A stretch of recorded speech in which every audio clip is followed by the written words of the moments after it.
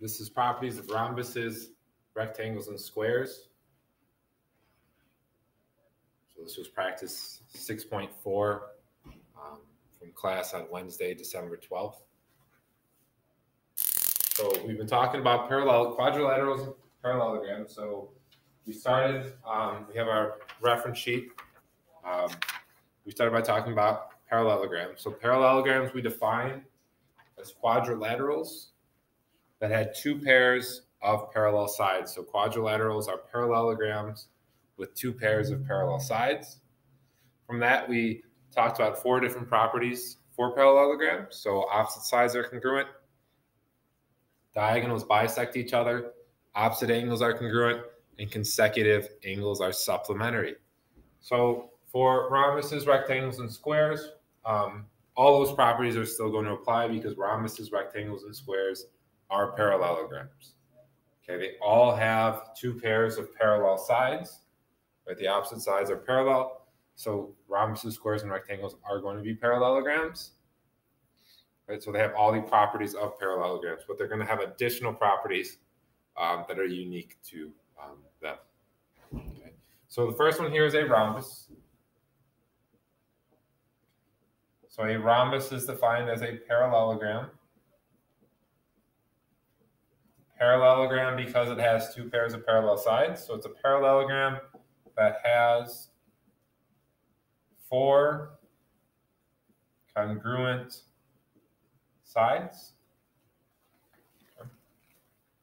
It's a parallelogram that has four congruent sides. So all the sides are going to be congruent, so they all are going to have the same length. That's how we define a rhombus. It's a parallelogram that has four congruent sides.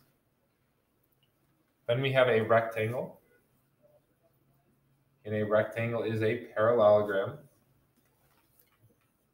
It is a parallelogram.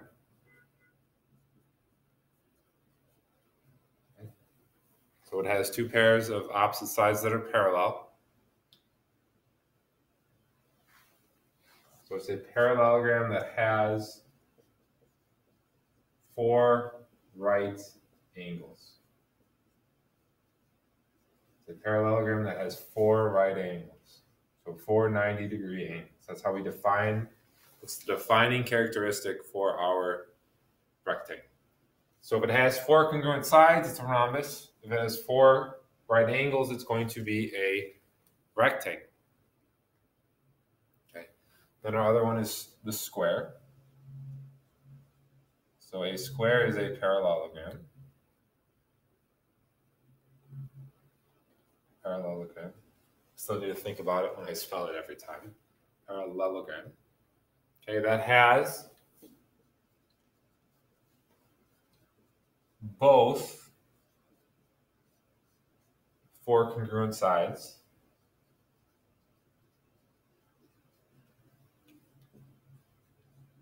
and four right angles. So a square is a parallelogram that has both four congruent sides and four right angles. Since the square has four congruent sides, it's going to be a rhombus. So a square is a rhombus. And since a square has four right angles, a square is also going to be a rectangle. So a square is a rhombus because it has four congruent sides, and the definition of a rhombus is a parallelogram with four congruent sides. So a square is a parallelogram that has four congruent sides, so a square is a rhombus.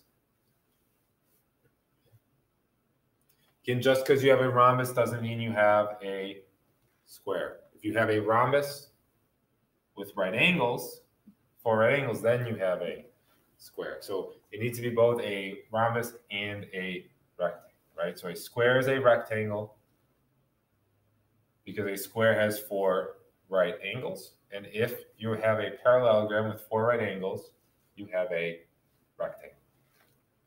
Okay, so a square is a rhombus because it has four congruent sides, and a square is a rectangle because it has four right angles. So they're all parallelograms because they have two pairs of parallel sides. They're quadrilaterals with two pairs of parallel sides. They're quadrilaterals because they have four sides each. They're parallelograms because they have two pairs of parallel sides. And then a rhombus is a parallelogram that has four congruent sides. A rectangle is a parallelogram that has four right angles. A square has both four congruent sides and four right angles because a square is both a rhombus and a rectangle. Okay, 4 we're not going to do. We're not going to worry about it. It's going to turn out that it's a rectangle, but we're not going to worry about number 4. Okay, so now we're going to talk about the properties of each. So again, the properties for rhombuses, rectangles, and squares that are going to be the same properties that apply to parallelograms because rhombuses, squares, and rectangles are parallelograms. So all the properties that apply to parallelograms are still going to be true for rhombuses, rectangles, and squares. But each one is going to have some additional information, some additional properties that we can use. Okay, so we're going to start with the rhombuses. So there's 2 additional properties that we have. One is that the diagonals bisect the opposite angles, and the diagonals are also going to be perpendicular. So let's start with in a rhombus. So in a rhombus, okay, in a rhombus, okay, diagonals, the diagonals bisect opposite angles. So if we put our points here as A, B, C, and D, okay, we now have parallelogram ABCD or rhombus ABCD. Okay, the first word in this property is diagonals. Because again, I've told you guys many times, just because you know the property, just because you have the property on the reference sheet does not mean you know how to use it. You have to know what the words mean, right? These properties are all pretty easily applied if we know the vocabulary, if we know what the words mean. So we need to know what diagonals are. Okay, so the diagonals in this figure are going to be AC. So our diagonals, okay, are going to be AC and BD. So diagonals go from one vertices to the opposite vertices. There are segments that go from one vertices to the opposite vertices. So pick a vertices A, the opposite vertices is C, so AC is a diagonal, and then BD would be our other diagonal. BD is not drawn in, but we could draw in BD as our other diagonal. It goes from one vertices to the opposite vertices. The vertices on the other side. So AC and BD. Okay. Then we have bisect. So bisect means we're splitting in half. We're splitting into 2 congruent parts. So if we're splitting a segment, if we're bisecting a segment, we're splitting a segment into 2 congruent parts. If we're bisecting an angle, we're splitting the angle into 2 congruent angles. We're splitting it in half into 2 congruent angles. So we're splitting in half. Then opposite angles. We should know what opposite angles are. They're, again, just like the vertices, they're the ones on the opposite side. So the opposite angle, angle BAD, is going to be angle BCD. They're on the opposite side. 2 and 3 are opposite angles. Okay, so in a rhombus, and this is only when we have a rhombus, but remember squares are rhombuses. So when we have a rhombus, when we have a figure that has 4 congruent sides, we know the diagonals are going to bisect the opposite angle. So the diagonals are going to bisect this angle. They bisect angle BAD. So if this side's 38, this side is also going to be 38. We know a rhombus is a parallelogram. So it has 2 pairs of parallel sides. So we know BC is parallel to AD. So since this angle is 38, angle 1 is also going to be 38. And again, we know the diagonal. The diagonal AC is going to bisect angle BCD. So since this is 38, this one also has to be 38 because we're splitting it in half. So those 2 angles, angle BCA is going to have to be congruent to angle DCA. So these have to be congruent, and these have to be congruent. We could also find that 38 because we know since it's a parallelogram, AB is parallel to CD. So we have, again, alternate interior angles. So that's 38. The alternate interior angle is going to also have to be 38. So find 2 and 3. So we got to add them up. So if we want to find this whole angle right here, angle BAD, we would do 38 plus 38 to give us 76. Okay, so this angle is 76 degrees.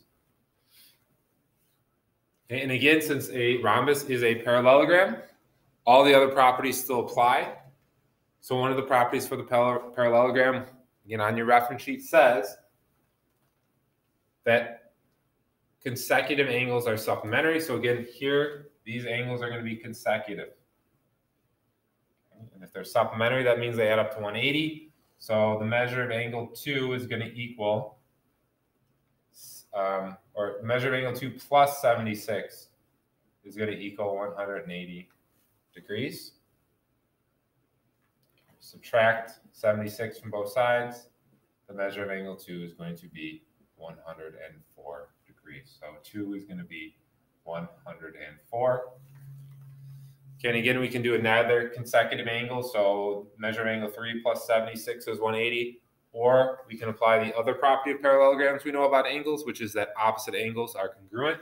So these opposite angles are going to be the same angle measure. So if 2 is 104, 3 is going to be 104 as well, because opposite angles are congruent. So we have a new property specifically for rhombuses, right? This diagonals bisecting the opposite angles is not true for all parallelograms. It's only true for rhombuses. But all the other properties for parallelograms are still going to apply for rhombuses, because rhombuses are parallelograms. Okay. 6. So we know consecutive angles are supplementary. In parallelograms, consecutive angles are supplementary. So we know that if we call this, just call the whole thing x, x plus 73 is going to equal 180, because consecutive angles are supplementary. Okay. Subtract 73 from both sides.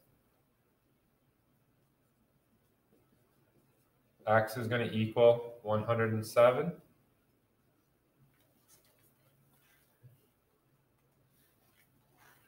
So we know this whole thing, this whole angle right here is 107 degrees. If we apply our property, diagonals bisect the opposite angles, we know that this diagonal right here that goes from one vertex to the opposite vertex is going to bisect the 107 degree angle. So we're going to split the 107 degree angle in half. So 107 divided by 2 is going to give us 53.5 degrees. So the measure of angle 1 is going to be 53.5, and the measure of angle 2 is going to be 53.5 degrees. We could repeat the same process. We could find, if we had consecutive angles are congruent, we would find that this whole angle is going to also be equal to 107. And then we can divide by 2 and get 53.5 and 53.5. Or, since we know it's a parallelogram, okay, alternate interior angles are congruent. So if angle 1, measure of angle 1 is 53.5, the alternate interior angle, which is angle 4, the measure of that angle is also going to be 53.5. And the measure of angle 3 is going to be alternate interior with angle 2. So it's also going to be 53.5. Again, this is the part that's only true for the splitting in half. The bisecting is the part that's only true for rhombuses. Okay, number 7. Again, same type of thing. So if we want to find angle 1 first, okay, again, this is a rhombus. They're telling us they're rhombuses. And if it's a rhombus, we know it's a parallelogram. If it's a parallelogram, we know they have opposite angles that are congruent. Right? That's one of the properties of a parallelogram. Opposite angles are congruent. So the angle opposite the 106 degree angle is going to be angle 1. So we know the measure of angle 1 is going to be 106 degrees. We know consecutive angles are supplementary. So these two angles are supplementary. So they're going to add up to 180. So to find this one, we have to subtract 106. So 180 minus 106 is going to give us 74. So we know that this whole angle right here is 74.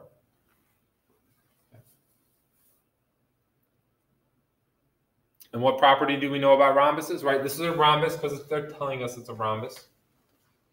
We know that the diagonals bisect opposite angles.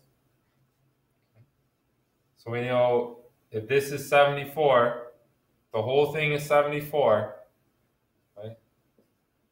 These two angles are going to have to be congruent. So we have to do 74 divided by 2, which is going to give us 37, I believe, right? 30 and 30 is 60. 7 and 7 is 14. 30 plus 7 is 37. Okay, so 37 and 37. Okay, then what are these two angles going to be? They're going to also be 37 and 37. Alternate interior, alternate interior. Or you could say opposite angles are congruent, so the whole thing has to be 74. And then since we diagonals bisect the opposite angles, we would then know it's 37 and 37 because 74 divided by 2 is 37. Okay.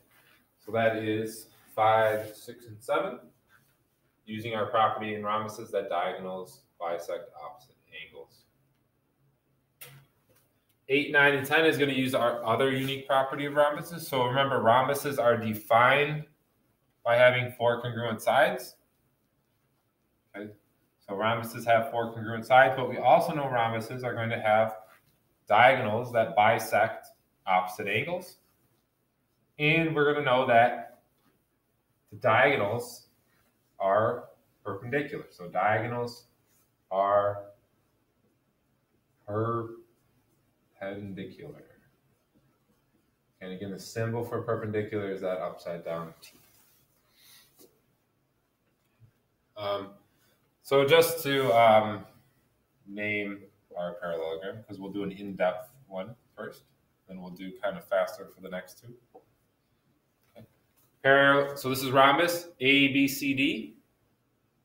Remember when we name it, we got to go in order. So for this is rhombus A, B, C, D, we have to go in order. Around, just go around like a clock. You can either go clockwise or counterclockwise. It doesn't matter, as long as you go in order. You don't jump. You don't do A, B, C, D. Right? We got to go around. Okay, so this property says that diagonals are perpendicular. So again, what are our diagonals here?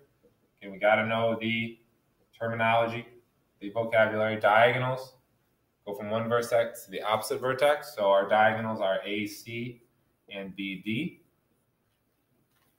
Then we have to know what perpendicular means. So perpendicular means the two lines are perpendicular if they form right angles. So it's telling us the diagonals are perpendicular. So it's telling us the diagonals are going to form right angles. So our diagonals AC and BD are perpendicular. So AC and BD are going to form right angles. So where they meet, here's where they meet. AC meets BD. We are going to form right angles. 4 right angles. We know the measure of a right angle is 90 degrees. So we know we have 90 degrees, 90 degrees, 90 degrees, 90 degrees. They're giving us this angle, which is 70 degrees. So we need to find the third angle of this triangle. So we have 90, 70, and we don't know what that one is. So that question mark plus 70 plus 90 is going to be 180.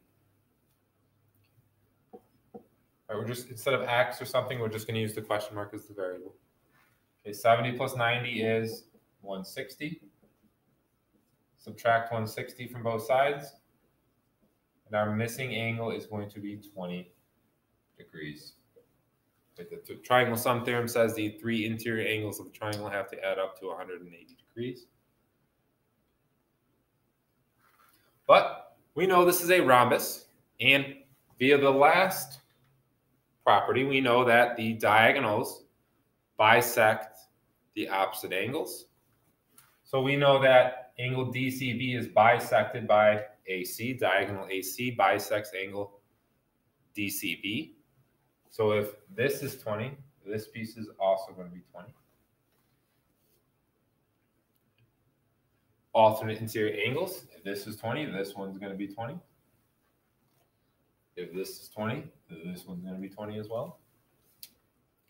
Or we could have added them together, found that this was 40, found that this whole thing was 40, and then divided by 2. You got 20 and 20. Either way is fine. Again, by that same property, that the diagonals are the diagonals bisect opposite angles. If this is 70, this one is also going to be 70.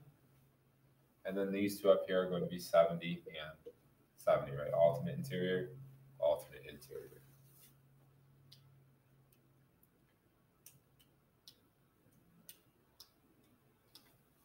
Right. It's not 70 and 70 because these two are set, right? It's 70. Alternate interior tells us that this is 70, this one's going to be 70 because AB is parallel to CD.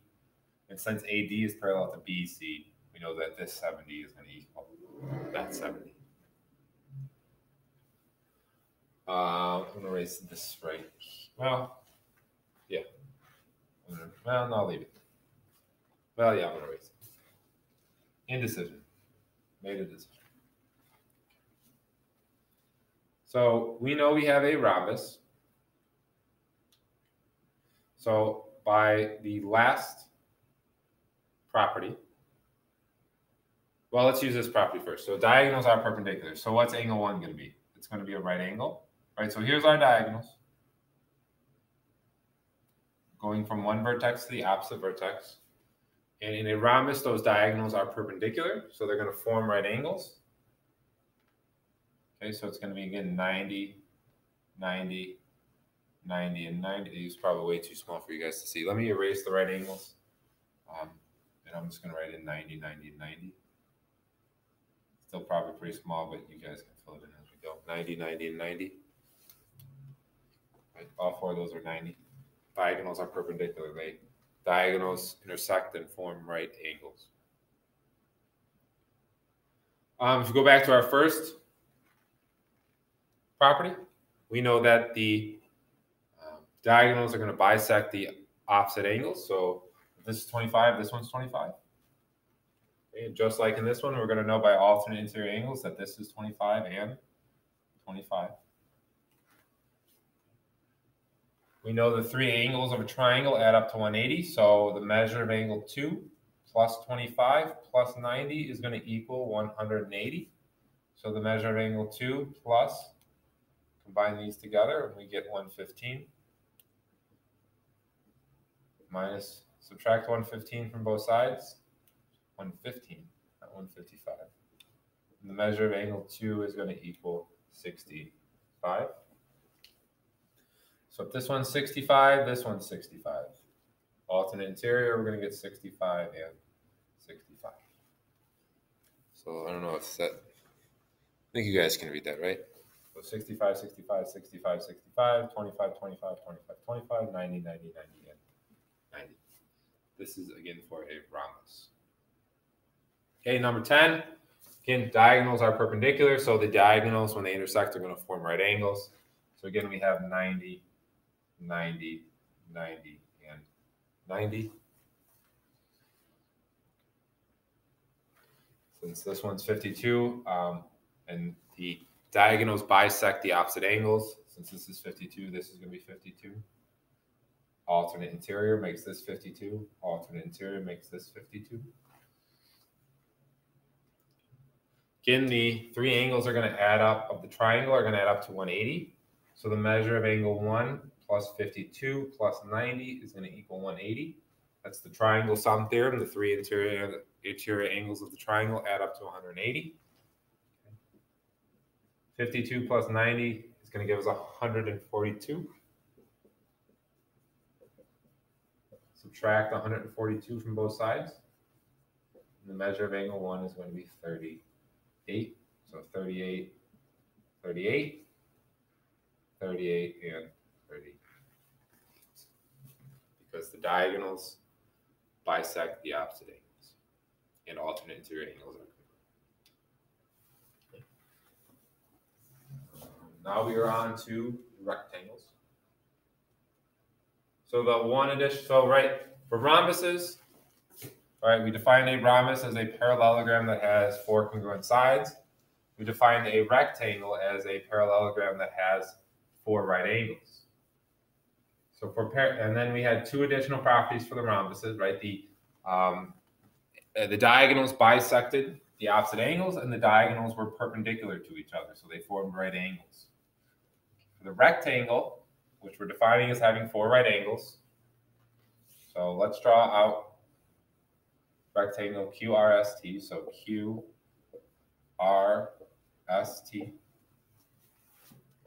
It's defined as having 4 right angles, so we know all of these angles are right angles. Angle Q, angle R, angle S, and angle T are all right angles, so their angle measures are all 90 degrees. Let me close these windows a little.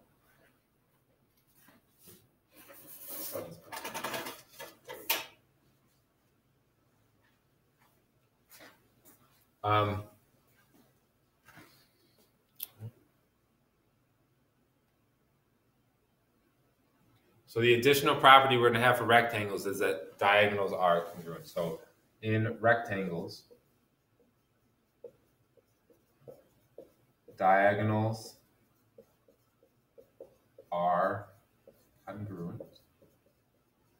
Okay, and again, we need to know what diagonals mean, and we need to know what congruent means. So congruent means they have the same length, and diagonals are the lines, the segments that go from one vertices to another. So our diagonals here are going to be QS and RT. So our QS and RT are the diagonals. Okay, and we know those diagonals are congruent. Since they're congruent, their lengths are going to be equal. Okay, they're giving us QS and RT, so we know QS and RT are the diagonals, so we know they're congruent, so we know they're going to equal each other. Their lengths are going to equal each other, so x is going to equal 6x minus 10. Then we just solve for x. So subtract x from both sides. It's probably easier for you guys if you add 10 to both sides, because sometimes when you get rid of everything on that side, instead of making it 0, your equal sign disappears, and we have to make sure our equal sign doesn't disappear. So I think it'll be easier if you guys add 10 to both sides first. So we get x plus 10 equals 6x.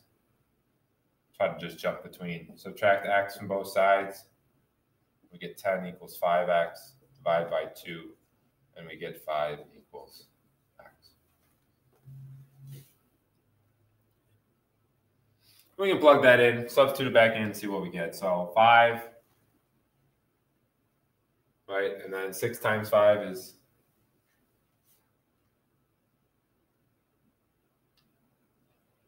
30 minus 10 is 20. What did we do wrong?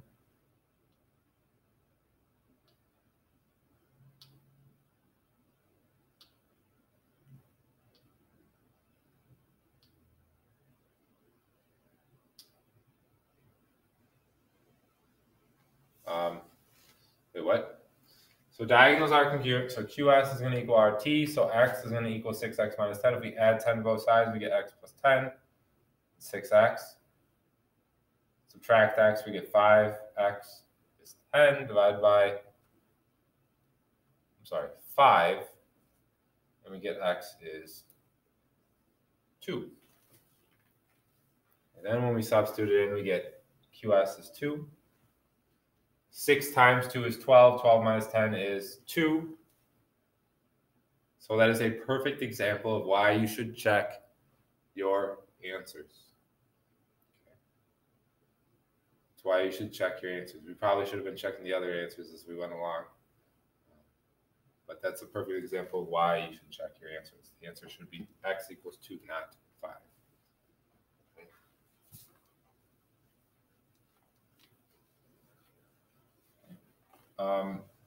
So for the rest of these, we're going to use the same diagram here.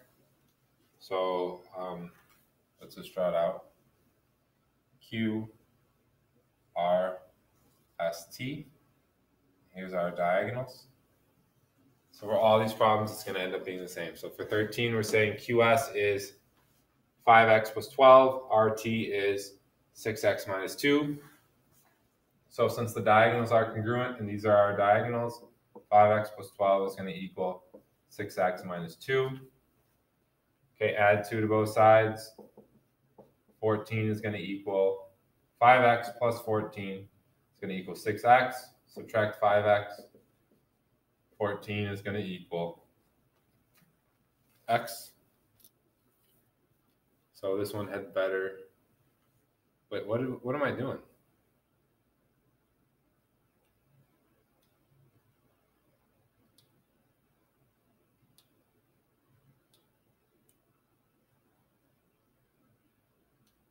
Oh, I'm plugging into the first one. That's why. Yeah. What? So when we substitute it in, right, we got to substitute it back in here. So 5 times 14 is going to be, what was that, 50 plus 20 is 70. Okay. And then this one's going to be 14 times 6. So that's 60 plus 12 is 72. 72 minus 2 is going to be 70. So they both turn out to be 70. 70. So we know our diagonals are congruent. Again, what I'm doing is I'm just substituting it back in. Right? 5 times 14 plus 12. And then 6 times 14 minus 2. And we're going to get 70 and 70. And again, this one, 6x minus 3 is going to equal 4x plus 19, because these are the two, again, RT and QS are the diagonals. Subtract 4x from both sides. 2x minus 3 is going to equal 19. Add 3 to both sides. 2x is going to equal 22. Divide by 2, we get x equals 11. Substitute back in, see if it works. 6 times 11 is 66, minus 3 is 63. 4 times 11 is 44. 44 plus 19 is going to be 53, 63.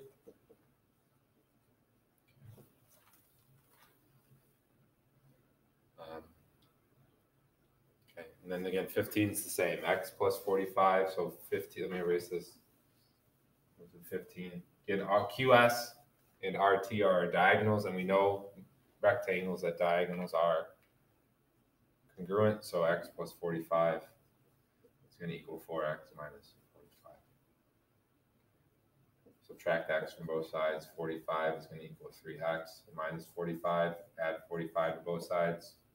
90 is going to equal 3x. Divide by 3. 30 equals x. Substitute in to make sure it works. 30 plus 45. Okay, that's 55, 65, 75. 30 times 4 is 120. 120 minus 45. So 120 minus 40 is 80. 80 minus 5 is 75. So again, we checked our answer when we know that we are correct.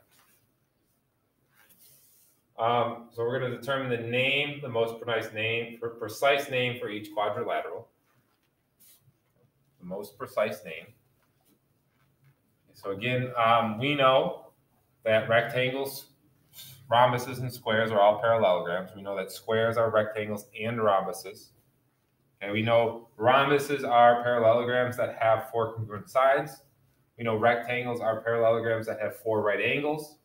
And we know squares are parallelograms that have both 4 congruent sides and 4 right angles. Okay. So the first one here we notice has 4 congruent sides. Do we know if it has 4 right angles or not? We do not. So we are going to call it a rhombus.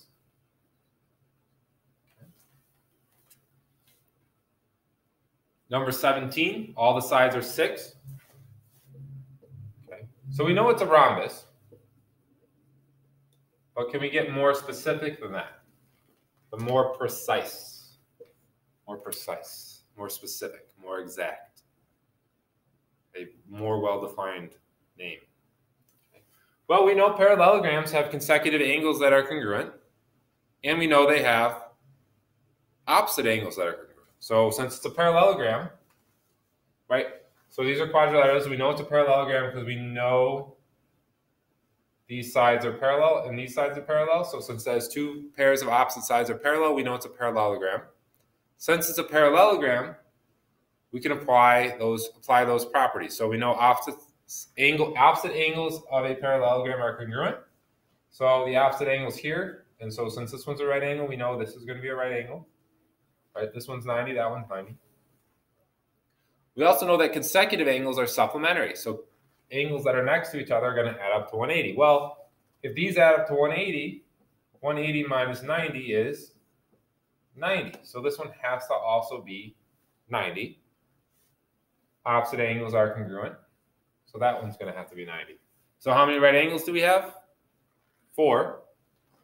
So we know it's going to be a square because it has both 4 congruent sides and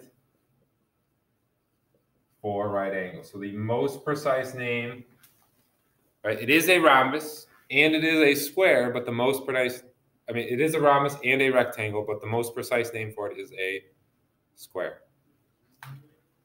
20. Again, 2 pairs of parallel sides. So we know opposite angles are congruent, so that's going to be 90 degrees. We know consecutive angles are supplementary. So again, 180 minus 90 is 90, just like in the last one. And then we know opposite angles are congruent, so we know we have 90 there. So we know we have a rectangle. Okay. If it's going to be more specific, it's going to be, or more precise, it's going to be a square. But in order to be a square, it has to have not only 4 right angles, it needs to have all 4 sides congruent. Are all 4 sides congruent? No, they are not. 19, they're telling us all 4 sides are 3. So if the length of all 4 sides are 3, then we know these sides are all congruent. So we can fill that in. Can that give us any information on the angles? No. So maybe all the angles are 90 and maybe it's a square, but we don't have enough information to determine that. All we have is that the sides are all congruent because the sides are all the length of 3. So if all the sides are congruent, we know it's a rhombus. A rhombus.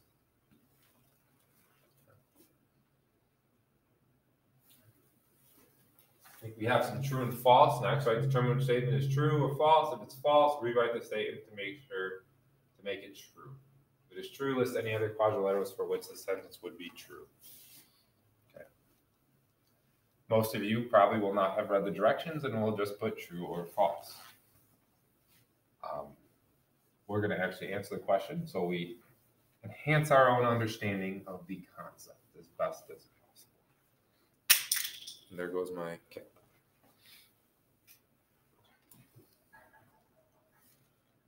Rhombuses have 4 congruent sides.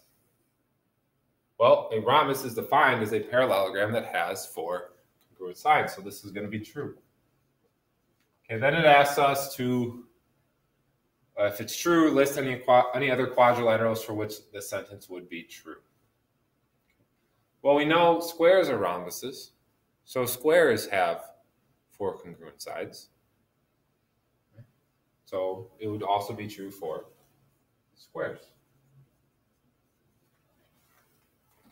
Rectangles have 4 congruent angles. Well, we know rectangles have 4 right angles.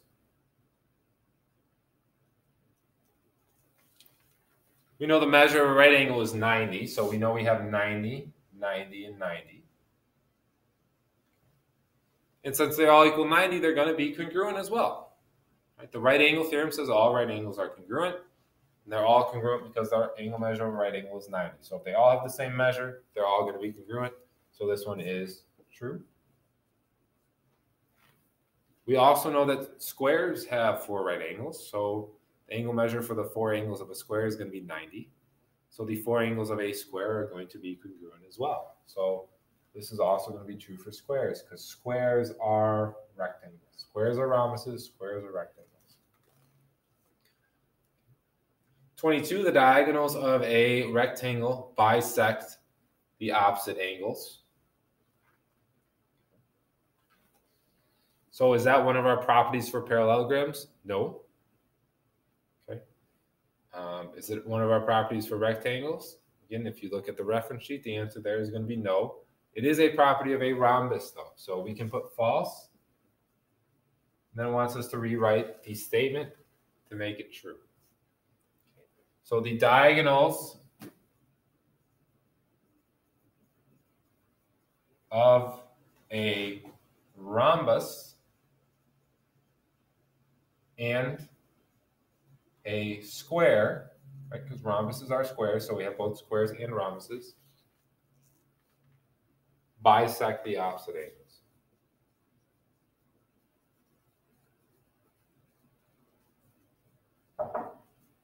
Yes? Hey, buddy. Hi, how's it going? Can I borrow your key? My key, yes. Thank you. They just fixed my door. And my door had a thing before where when you close it, unless you pushed it. We're on video, so don't say anything bad. What? No. But I'm doing a video, so don't say anything bad. Oh no, it's fine. Yeah. It had I guess like a function, where unless you pushed it, it wouldn't close it fully. Oh. And now they fixed it. That room, the Miss Nasser's room with the. Yeah. There's the copy in there. Yeah. That one you couldn't open that. They one. changed the locks for there. Yeah. So now they didn't tell me that they did it. So I left my keys there, and I thought my door would open. Yeah. I'll be back. Right, so the diagonals of a rhombus and a square are going to bisect the opposite angles. 23. The diagonals of a rhombus are always congruent. So again, that's not a property of a parallelogram, and it's not a property of a rhombus. So it is a property of a rectangle. So that's going to be false. So here again, the diagonals of a rhombus are of a rectangle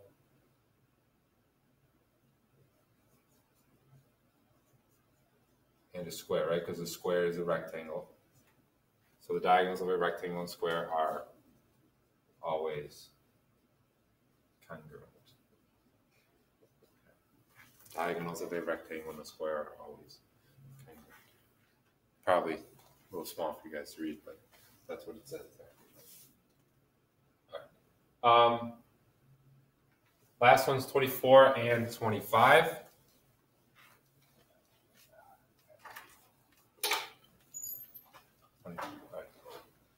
Thank you. Yes, that's right.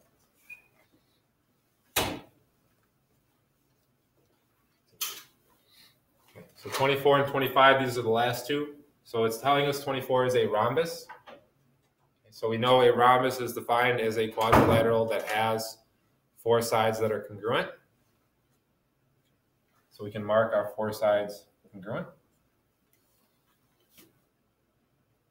So we can set up a bunch of different equations here. So it wants us to find the lengths of the side. So it's actually even quicker, right? So let's pick the two equations, the two expressions, the two sides that have the x variable. So we know the first side is going to be x plus 14. We know since all the sides of a rhombus are congruent, we know it's going to be equal to 5x minus 2, because we could have set up x plus 14 equals 2y plus 4, x plus 14 equals 3y minus 3, x plus 14 equals 5x minus 2. Or likewise, we could have done 3y minus 3 equals 5x minus 2, 3y minus 3 equals 2y plus 4, or 3y minus 3 equals x plus 14. So on, because all the sides are the same length. But let's just pick the two with the same variable. Okay.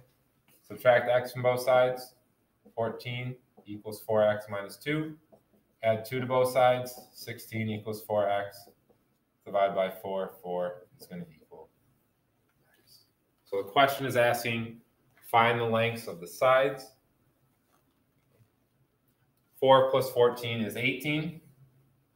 If you're confident you have that right, we know the rest of the sides are going to be 18, 18, and 18. but we can just double check and make sure. So 5 times 4 is 20. 20 minus 2 is 18. Right? So 5 times 4 minus 2 is also going to be 18. We can find y and plug it in and substitute it in and see if that works too. So we know 3y minus 3 is going to equal 2y plus 4. Subtract 2y. Y minus 3 is going to equal 4. Add 3 to both sides. Y equals 7. We substitute it in. 3 times 7 is 21. 21 minus 3 is 18. And then 2 times 7 is 14.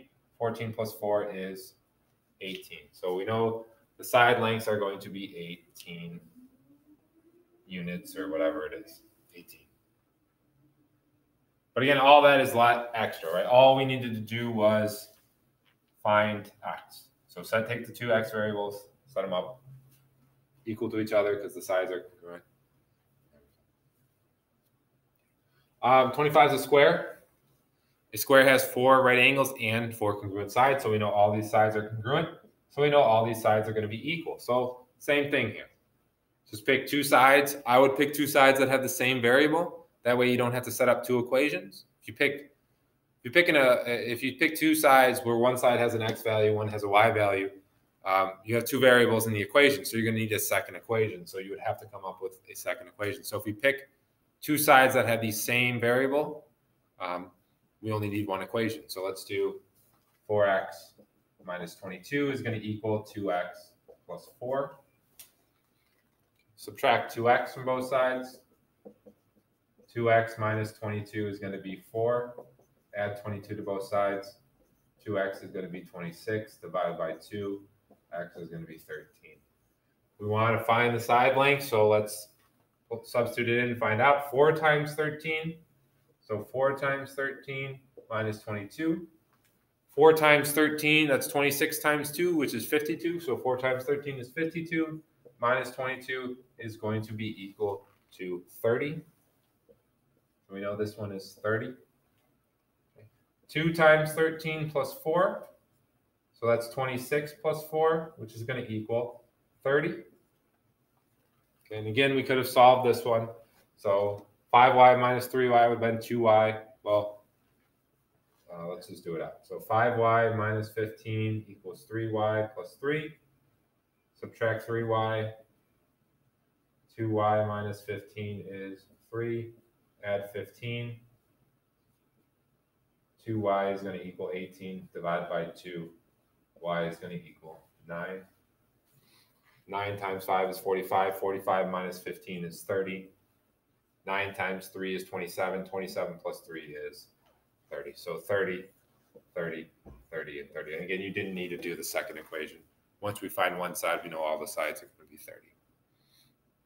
Okay, so that is the properties practice for rectangles, rhombuses, and squares. So again, quadrilaterals are 4-sided figures.